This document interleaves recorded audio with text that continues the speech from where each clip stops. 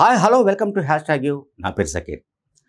బహుశా చాలామంది సీనియర్లు లైక్ గులాం నబీ ఆజాద్ కావచ్చు, మరి కొంతమంది కావచ్చు, వాళ్ళు కాంగ్రెస్ పార్టీతో తెగదెప్పులు చేసుకుని బయటికి వెళ్ళిపోయిన విషయం మనందరికీ తెలుసు.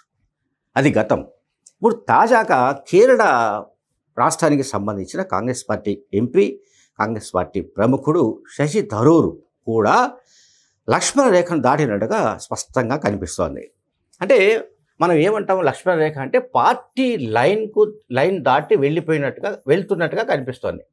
లక్ష్మణ రేఖ అంటాం కదా సాధారణంగా, దీన్ని దాటి వెళ్ళిపోయినట్టుగా మనకు కనిపిస్తుంది. ఎందుకంటే ఇప్పుడు పాకిస్తాన్ ఉగ్రవాద రాష్ట్రము అండ్ టెర్రరిస్టుల స్థావరము అండ్ భారత్ లాంటి దేశం పైన తరచూ దాడులు చేస్తుంటుంది అండ్ భారత్లో అల్లకల్లోలం సృష్టించడానికి ప్రయత్నాలు చేస్తుంటుంది. సో ఇటువంటి అంటే పాకిస్తాన్ను ఎండకట్టడానికి, పాకిస్తాన్కు సంబంధించిన అసలు రంగు విదేశాల్లో కూడా పాకిస్తాన్ను దోషిగా నిలబెట్టడానికి, పాకిస్తాన్ను విలన్గా చూపడానికి సంబంధించి కొన్ని బృందాలను, అంటే పార్లమెంట్ సభ్యుల బృందాలను ఎంపిక చేసి విదేశాలకు దాదాపు అన్ని దేశాలకు కేంద్ర ప్రభుత్వం పంపించింది.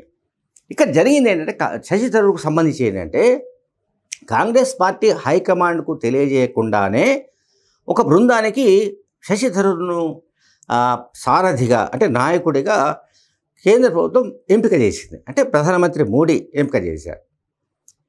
అప్పుడే శశి థరూర్కు కాంగ్రెస్ హైకమాండ్కు మధ్య ఏదో ఒక గ్యాప్ వచ్చినట్టుగా కనిపించింది. అట్లాగే ఆయన కొద్ది రోజులుగా మోడీని చాలా చాలా బాగా ప్రశంసిస్తున్నాడు. మోడీ వైఖరిని ప్రశంసిస్తున్నాడు. తాజాగా ఆయన చెప్పింది ఏంటంటే, కలుపుగోలుతనం అని చెప్పాడు ఆయన. అంటే ఇంక్లూజివ్నెస్ అంటాం కదా మామూలుగా, ఈ కలుపుగోలుతనం అనేది మోడీకి ఆస్తి అని చెప్పాడు ఆయన. కలుపుగోలుతనం ఈ ప్రధానమంత్రికి ఒక ఆస్తి అని చెప్పాడు. ప్రధానికి ఆస్తి, గొప్ప ఆస్తి అని చెప్పాడు. అంటే దీని అర్థం ఎట్లా చేసుకోవాలి మనం? ఇప్పుడు ఒక సామెత ఉంటుంది, నానుడు, ఇది రాజుగారి రెండో భార్య మంచిది అంటే మొదటి భార్య మంచిది కాదా అనేది జనంగా మనం మాట్లాడుకుంటూ ఉంటాం. అట్లా ఇప్పుడు కలుపుగోలుతనం మోడీకి బాగా ఉంది, అది ఒక అసెట్ అని శశి థరూర్ అంటున్నాడంటే, రాహుల్ గాంధీ దగ్గర అటువంటిది లేదని మనం అనుకోవాలా?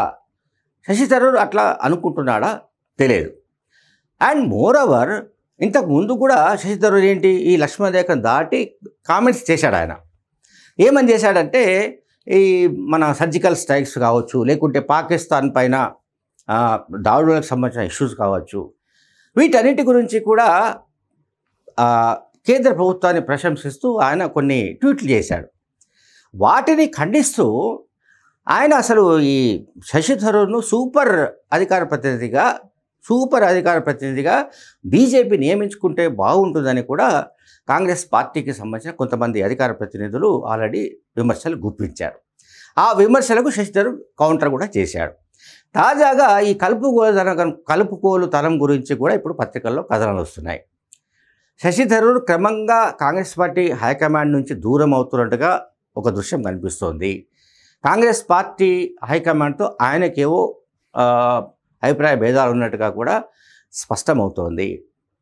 ఎందుకంటే కాంగ్రెస్ పార్టీకి ప్రధానమైన రాజకీయ ప్రత్యర్థి ఎవరు అంటే భారతీయ జనతా పార్టీ అండ్ ప్రధానమంత్రి మోడీ, అమిత్ షా.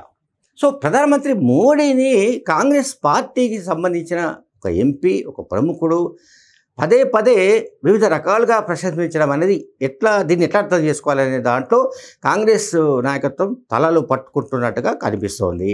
అండ్ ఈ నేను ఇంతకుముందు చెప్పాను కదా, ఈ సర్జికల్ స్ట్రైక్స్ కావచ్చు, ఇతర ఏదైతే అంటే పాకిస్తాన్ పైన ఇప్పుడు మోడీ ప్రభుత్వం తీసుకుంటున్న ఏవైతే చర్యలు ఉన్నాయో అవి అంతకుముందు కూడా తీసుకున్నాము, కానీ ఇది జాతీయ భద్రతకు సంబంధించిన అంశం కనుక, సున్నితమైంది కనుక దీన్ని ఎప్పుడు కూడా తాము ప్రచారానికి వాడుకోలేదని కూడా గతంలో శశి థరూర్ వ్యాఖ్యలకు కౌంటర్గా కాంగ్రెస్ పార్టీ నాయకత్వం చెప్పింది. కాంగ్రెస్ పార్టీకి సంబంధించిన కొంతమంది నాయకులు పత్రికా ముఖంగానే చెప్పారు, అంటే మీడియా సమావేశాలు చెప్పారు. గతంలో కూడా చాలా సందర్భాల్లో ఈవెన్ మన్మోహన్ సింగ్ ప్రధానమంత్రిగా ఉన్న సమయంలో కూడా సర్జికల్ స్ట్రైక్స్ జరిగాయి, కానీ అవి ఇట్లా ప్రధానమంత్రి మోడీలాగా మేము ప్రచారం చేసుకోలేదు అని చెప్పారు. అంటే శశి థరూర్ చేస్తున్న కామెంట్స్ కానీ ఆయన వైఖరి కానీ ఇవన్నీ కూడా కాంగ్రెస్ పార్టీ నాయకత్వానికి మింగుడు పడడం లేదు. మరి వాళ్ళు శశి థరూర్ పైన ఎటువంటినా ఏదైనా యాక్షన్ తీసుకునే అవకాశం ఉందా, లేకుంటే శశి థరూరే గులాం నబీ ఆజాద్ ఇంకా కొంతమందిలాగా ఆయన తనంతట తానే బయటికి వెళ్ళిపోతారేమో చూడాల్సి ఉంది. Thank you very much.